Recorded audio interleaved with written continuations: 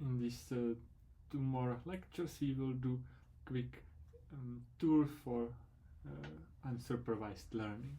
First one is for dimension reduction. In supervised learning, you have this simple setup where you have some x1 up to xp that you are observing, and you are trying to predict y, and the y is also part of the training data.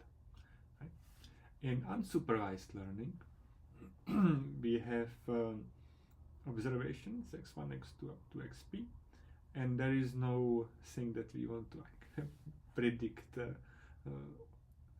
There is no truth that we know in advance.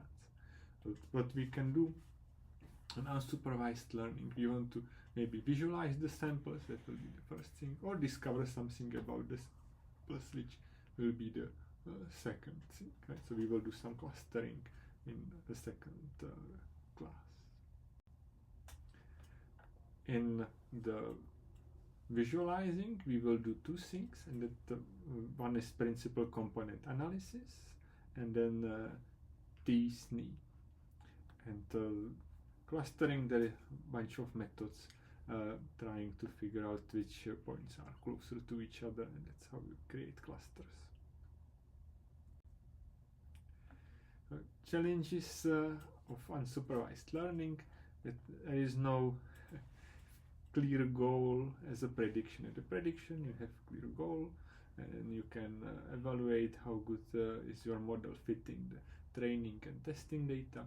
If you want to visualize data, what is the criteria is how do you like the thing in the end. It's subjective, right? And the advantages, its data is easier to get if you don't have to add the y column to them. Labeled data are hard to get, right?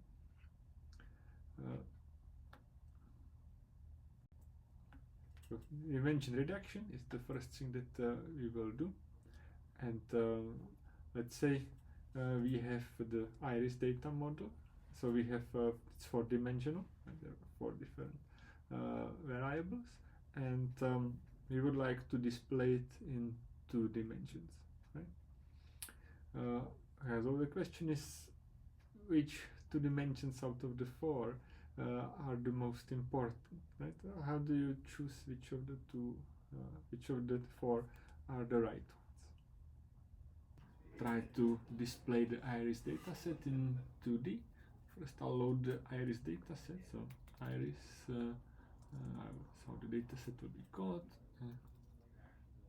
dataset, and I can import it from scalar. A nice thing about this is that you don't have to download it from anywhere else. It's just in there. Right? Easy to access. It's a great data set to play with. So if you look at the data here, it is the x things that we use as the measurements, and then there is the target which tells us which type of the flower it is. And so we have now the x and y that we need to have for doing some machine learning. And I would like to plot the x and use y as a color. So it's a task 1. Make a scatter plot. Use coordinates to explore x using Seaborn. So we already imported Seaborn, so we do scatter plot, and in the scatter plot I will have x will be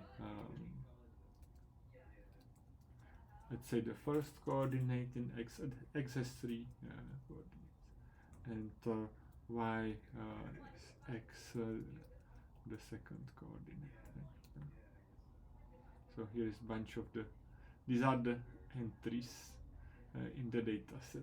When I look at the first 2 coordinates, maybe hue. I can give it some colors. Target names with the Y. Up. So now I have this 3 different kinds, and it's nicely colored. I'll do here one more thing. I'll add black edge around, edge color.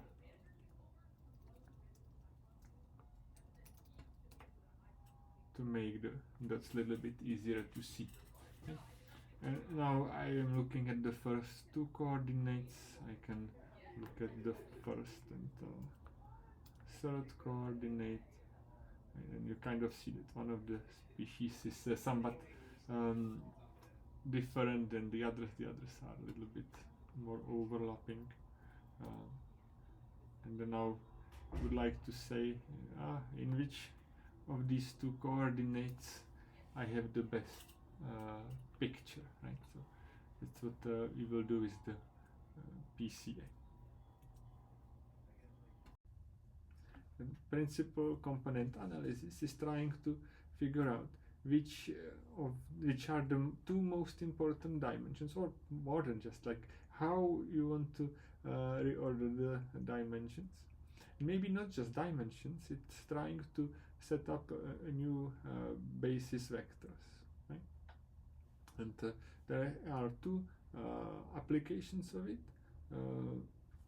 You can either use it for visualizing the data, or you can try to use it for compressing the data. If your data has too many columns, for models to work well with them, then you can try to say, I will only try to keep the ones that are making the data points distinct or different, and then you can remove some of the other ones. So useful for visualization and compressing the data. So here is in picture how it works. So let's say I have these blue points. Okay? It's a little bit misleading now because we are going from 2D to 2D, but that's okay. And what it is doing is saying, the first component of the PCA will be a direction such that a lot of the variance between the data is explained in it. Or you can say the data is kind of close to this line, so spread along this line. We'll see 2 more pictures of it. And then the other components, the remaining components, in this case there is just one, is perpendicular to the first component or the components that you already calculated, and subject to that the same objective. Try to spread the points as much as you can along the next component. So what is PCA optimizing? So one of the things that you can optimize is square distance of the red dots. So you look at the line. The line is, you have a parameters how you put the line in. If you put the line in between the points, it's on the left, then every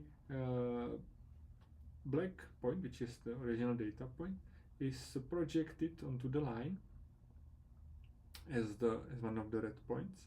And now you want to have the points as spread out on this line as possible. Okay? So whenever you put the line in the data set, every point that is a black point will have unique red point on the line that is the one that's closest to it, and you would like these red points to be as spread out as possible. Okay? And it's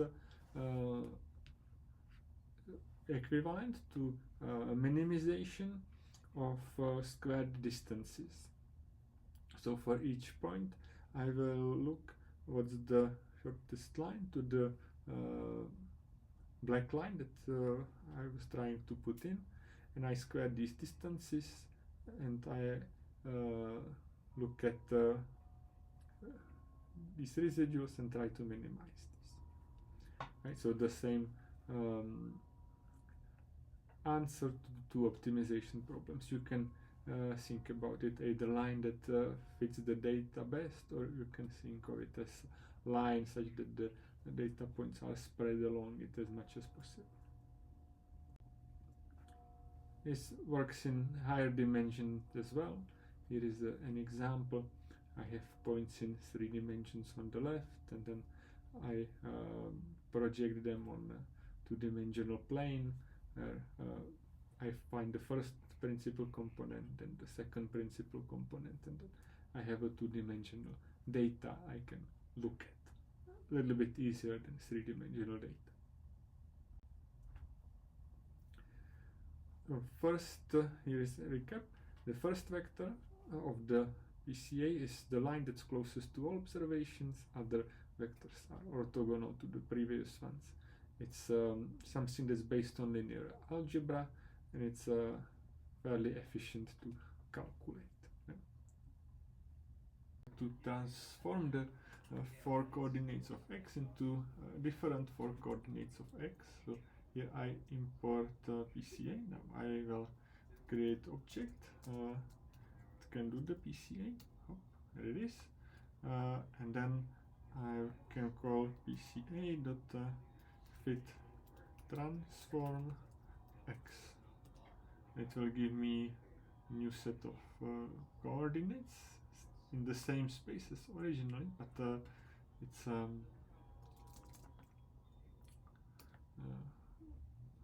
different bases, and I can try to plot it. So scatter plot. I will put the x coordinates. X. Maybe this is bad. This was bad. X PCA. I don't want to destroy the original x.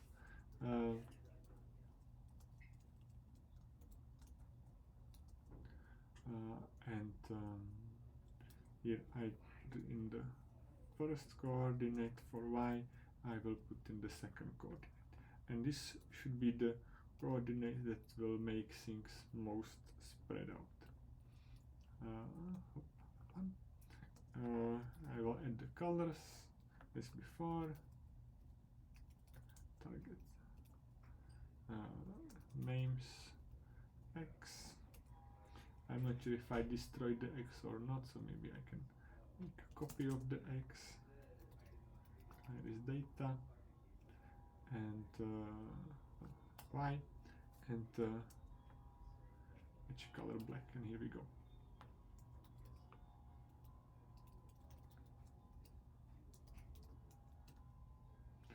Alright, target names. Oh. Alright, okay, interesting. Let's explore.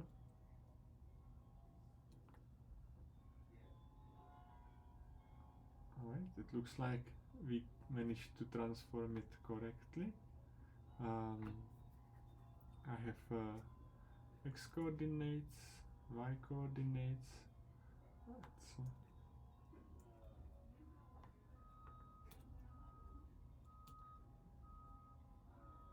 Oh well, we are experiencing some technical difficulties.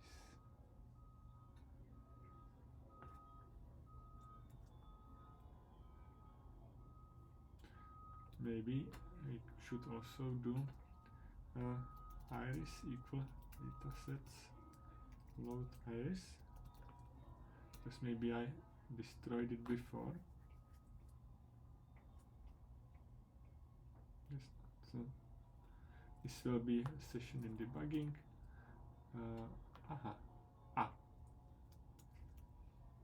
Here is a mistake. Should be comma 0. Ta-da! Alright. These two saw a little entertainment.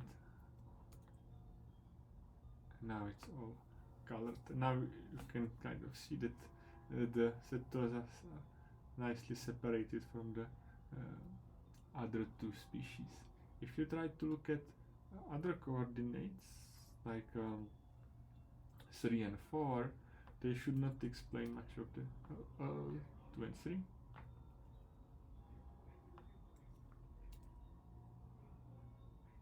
Then they don't do anything. It's a mess, okay? Because the the first two are the most important. I'll try to, if you look at 0, 1, it was showing a lot of variance. 0, 2, still good, but it's all in the first coordinate. Right? In the second coordinate, the separation is not really there. They are all mixed. Right? If I put here 1, 2, yeah, it's already all mixed up. So kind of the first coordinate does a lot of work at separating the different species.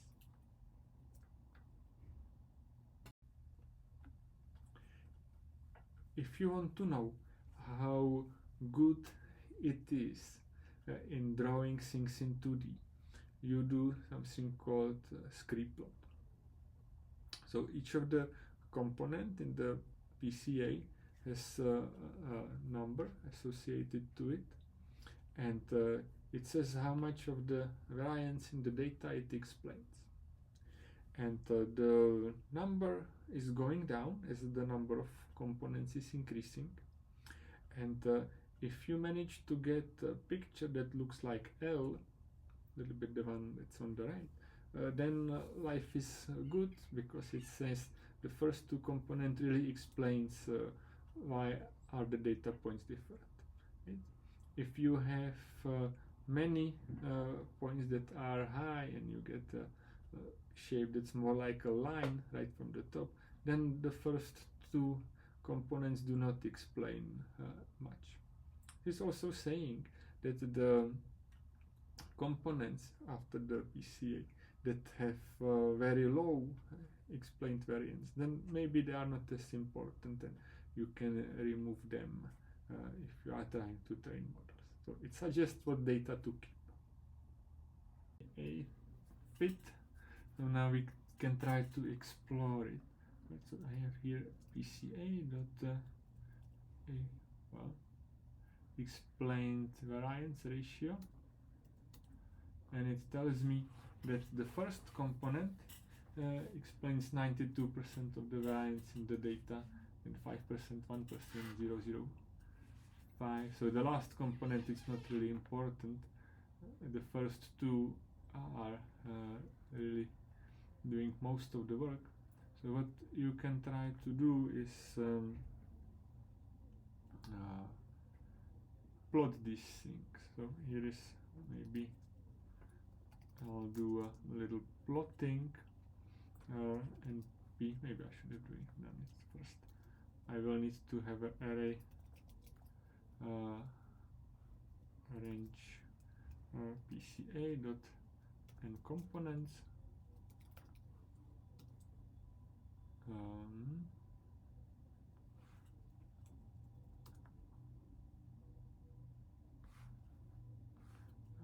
Unsupported operands.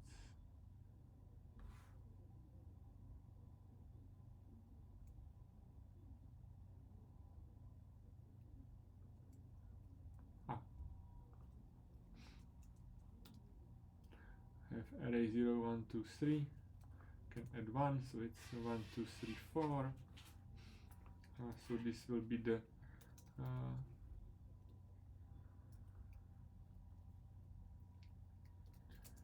be the coordinates on the x-axis when I try to plot things, and then I will plot on the x-axis PC values, on the y-axis this PCA explained ratio, and it would be nice to know where the points are, so you can try to do something like O line, and now every point that we had is a dot, and if you see something like this, when it looks like an L-shaped graph, then the PCA did a good job, in the sense that in the 2D you see a lot. That PCA is a projection. In this case, another example from 4D to 4D. And if you want to know how the projection looks like, components, you can look at it and it will tell you that these are vectors that form orthogonal base, and that's how you get the projection of the four-dimensional space. Unfortunately, you cannot do the projection just using these vectors with your data. This works only for data that is centered, and the data that we had were not centered. However, PCA centers them for you automatically, so you don't have to worry about the data being centered or not. But if you look back at what we got as the result output, see the axes are going from 0 to minus plus, 0, minus plus. So after the transformation, the data is centered. And if you center it before doing the transformation, then this would be the matrix that is used for the transformation. PCA, but first do standard scalar. This is the code we had for PCA. Create PCA, fit it, draw the data, and then we do the explain variance ratio and draw the L-shaped graph. So if I run it, and this was the visualization after we used the PCA, and here is the plot. Right, so what I will try to do now is use standard scalar first. So I have to create the scalar, hop, have it. Now I will fit and transform my values x. So fit transform x. I'll save this as x scaled. Okay, I want to transform x scaled, and maybe I will call it PCA scaled. Up. Right, and I'll try to plot it again. It looks similar, but it's not quite the same. The script plot is having the first two the second component is not as small, so maybe the 2D explains more, but then the components 3 or 4 are very small. Right? A feature that the standard scalar does is that x scaled is already centered, so we can actually try to reconstruct what the mathematics is over here. So I will try to write the PCA components. Okay, so this was the projection matrix, and I have this XPCA scaled 0. Okay, so this is the coordinates of the first point. Okay? And it started from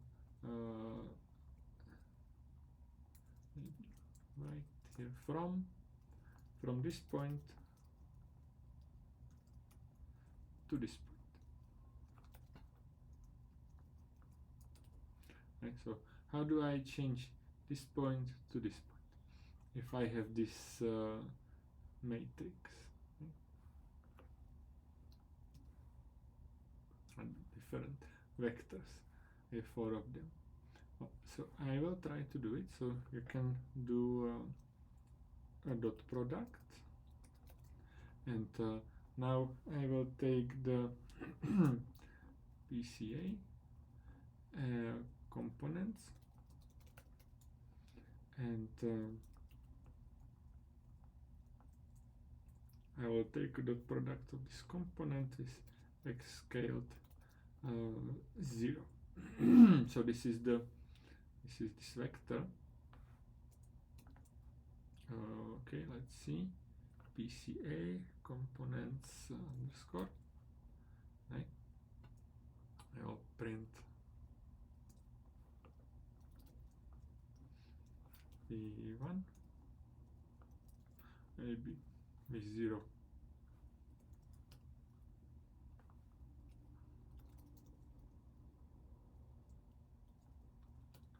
So I have the here v0. V0 is here, this first vector, and I try to take dot product here with x scaled 0 this thing, and it gave me the first coordinate of the vector in the result. So this should also work, right? And if I have here 1, then I get the second coordinate of the output vector, and 2 is the third coordinate, and then 3 will be the last coordinate. So it's a dot product of the vector you have here with the 4 vectors that are forming the base. The little note that we had linear regression and we have this PCA, and in both cases we had a line fitting through the data. What is slightly different is what do you mean by good fit, right? In PCA you approximate the data. The PCA picture is the left one, where what you are looking at is the shortest distance from a point to the line. In linear regression, we are trying to predict the y in this.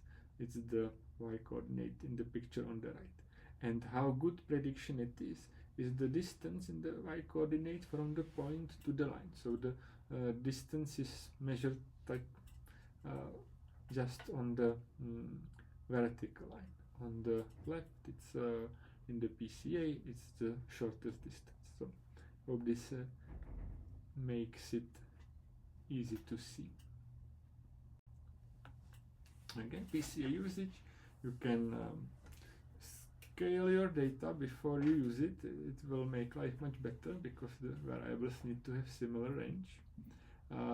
It's sometimes also a good idea to center your data because the PCA has to go through origin. That's how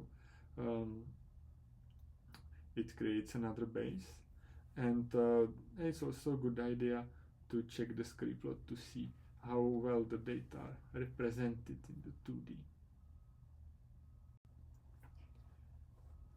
tSNE, T-distributed stochastic neighborhood embedding, is another way how you can project high-dimensional data to low dimensions. And the idea is that if you have 2 points that are nearby in high dimension, they should probably be nearby in low dimensions too. Right? And faraway points in high dimension may be close or not. It's a randomized algorithm, so if you run it different times, you may get a different result. An important thing is that the distances and sizes in the result of tSNE are misleading. So you may see structures that are not really in the data, that are just created using tSNE. You should be careful when interpreting the results. I was told that tSNE are for desperate people who don't know what else to do. But sometimes it helps. Right, so here is the algorithm. You calculate distances between the data points in high dimension. you randomly place the points in 2D. So you want to visualize the points in 2D. And then you move the points around such that you try to move each point closer to where the close points to it are. Right? This is not the precise mathematical definition, this is just an intuition. Right? And then this is an iterative process. So the points will travel around, where point will try to move close to the points that were close in high dimension, and those points will try to move to other places. So it will be a little bit like points chasing each other. Right? It's an iterative procedure. So after some time you just stop it and you see what the picture you have. Two important features of the tSNE algorithm: perplexity and learning rate. Perplexity is something like how many neighbors each point considers. Right? If you have perplexity very low, then you will look at very local structure. If you have high perplexity, then you consider kind of high neighborhoods.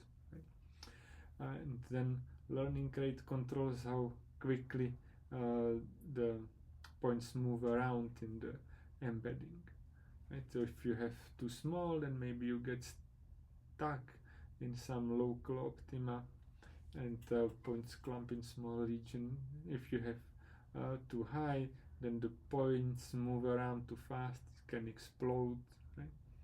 And then there is this number of iterations.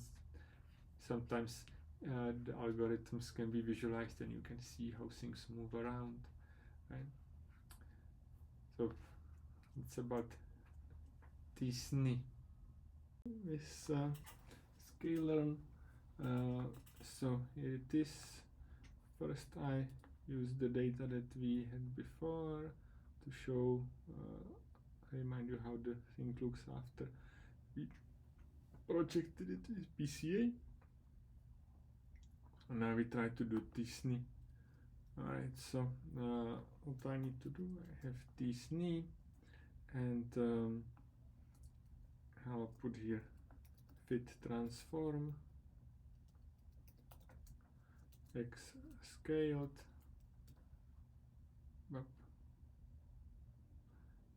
Okay, it did something. X embedded. So this is the tSNE transformed. I copy this and here X embedded. I have two pictures. I want to show both of them. This is how it looks from tSNE. This is how it looked from the PCA. So you kind of see the cluster nicely here, the blue ones, the green and orange. Yeah, it's kind of mixed up. There are a few things that you can try to change. You can try to change the perplexity.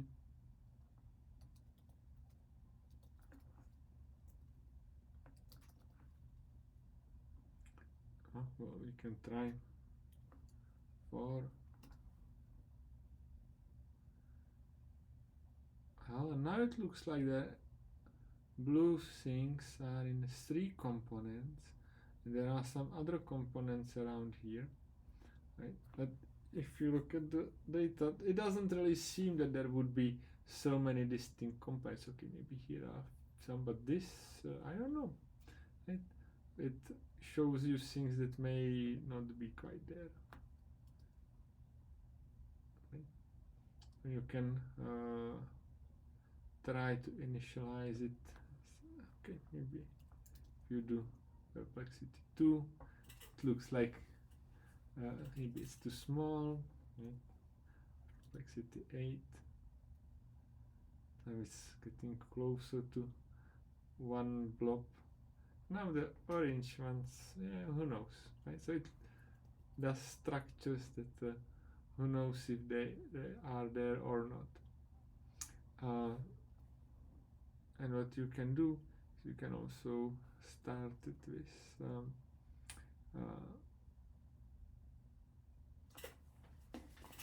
there is many other things that you can play with. I wanted to do in it.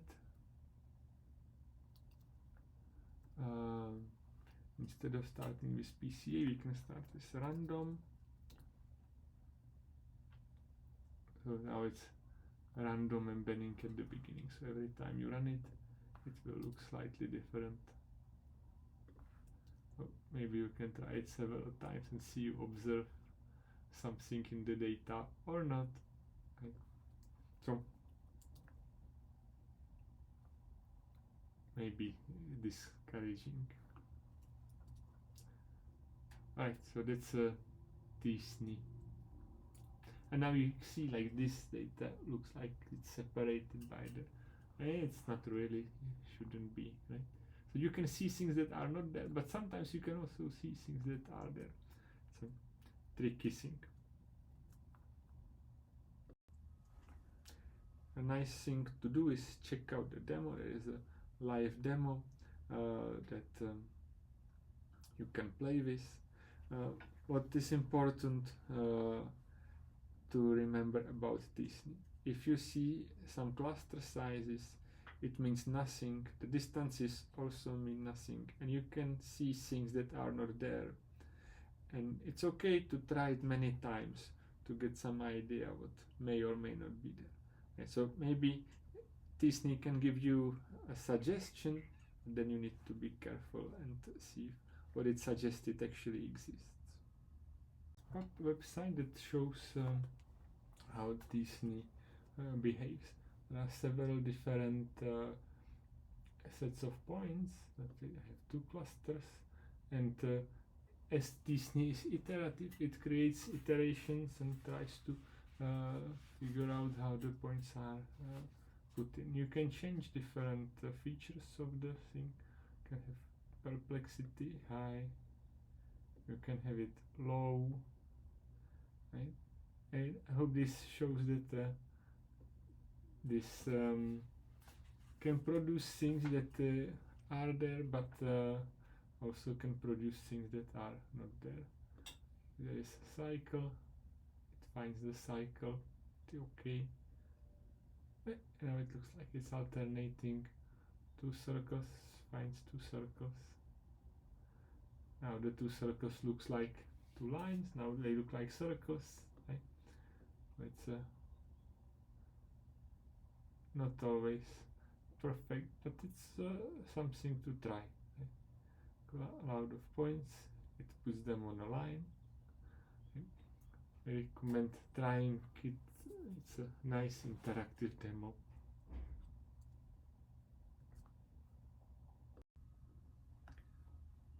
My favorite stat quest.